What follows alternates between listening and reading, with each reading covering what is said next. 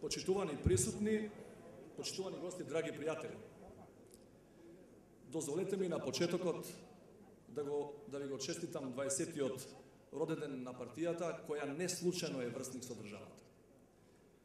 Атмосферата која ја гледам вечерва и самата бројка на луѓе кои се присутни денес јасно покажуваат дека една од најголемите македонски политички партии во историјата се мобилизира во вистинскиот момент, а тоа може само да ги радува оние кои ја мислат Македонија. Чувствувам потреба на почетокот да ви ги соопштам сопствените мотиви за моето присуство вечерва меѓу вас, бидејќи е јасно дека не сум дојден како обичен гост. Одејќи наназад во мојата лична историја, забележав дека за прв пат во македонската јавност се појави 96-та, а во изминативе 15 години само во 2 наврати сум почувствувал потреба да се вклучам директно во политиката. Тие што ме познаваат подобро, знаат дека никогаш не сум се врзувал за човек или функција.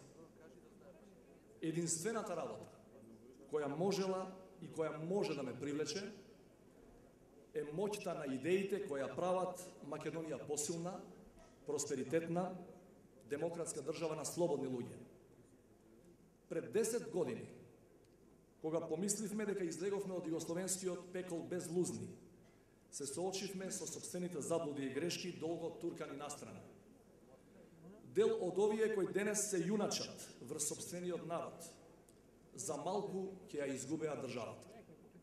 А сите ние заедно со нив ќе изгубевме се. Само благодарение на мудроста на граѓаните и на дел одговорни политичари, кои тогаш подметнаа грб, запревме на самиот рад.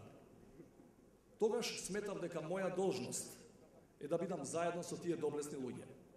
Но 10 години подоцна, ние сме повторно блиску до работ и никој од страна не ни е виновен за тоа. Почитувани, живееме во време на ужасни делби. Историјата не познава пример на мала земја која обстанала без широк внатрешен консензус, меѓупартиски, меѓуетнички, внатрешноетнички, за најбитните, стратешките прашања. Од 91-та, за 2 децении независност, никогаш не сме биле поделени за 2 работи, за евроатлантските интеграции и за идентитетот. Денес сме именно најмногу поделени по прашањата кои сме и каде одиме. За жал, нашата политичка власт успеа да ја подели по сите можни основи една од најмалите европски нации. Најголемиот парадокс е што денес Македонија треба да стравува не од туѓата рака, туку од своите кои најлегитимно ги избра за да донесат подобар живот. Во тоа лежи најголемиот мотив за мене, лично, а верувам и за секој граѓанин на оваа земја, со заеднички напори да ја вратиме Македонија на нормален колосек. Всушност, каде сме сите ние денеска? Жал ми е што морам да кажам, но денес Македонија се движи наназад, губејќи контакт со реалноста. Во време кога најзапалените националисти од почетоците на нашата независност јавно ги признаа своите грешки од тоа време, кога нациите во регионот кои правеа војни и се расправаа со целиот свет, денес се регионални лидери. Дали е можно ние овде во 2011-та да сакаме да го протераме американскиот амбасадор и да го понижуваме амбасадорот на Европската Унија? Дали е возможно да немаме ниту еден пријател од 5 наши соседи? Во исто време да имаме катастрофални односи со Грција, де факто замрзната билатерала со Бугарија, индиферентност кон Србија, потценувачки однос кон Албанија и Косово. Пред години македонските председатели и премиери разговараа со американскиот председател во Белата куќа. Денес нашите лидери даваат изјави од улица. Како е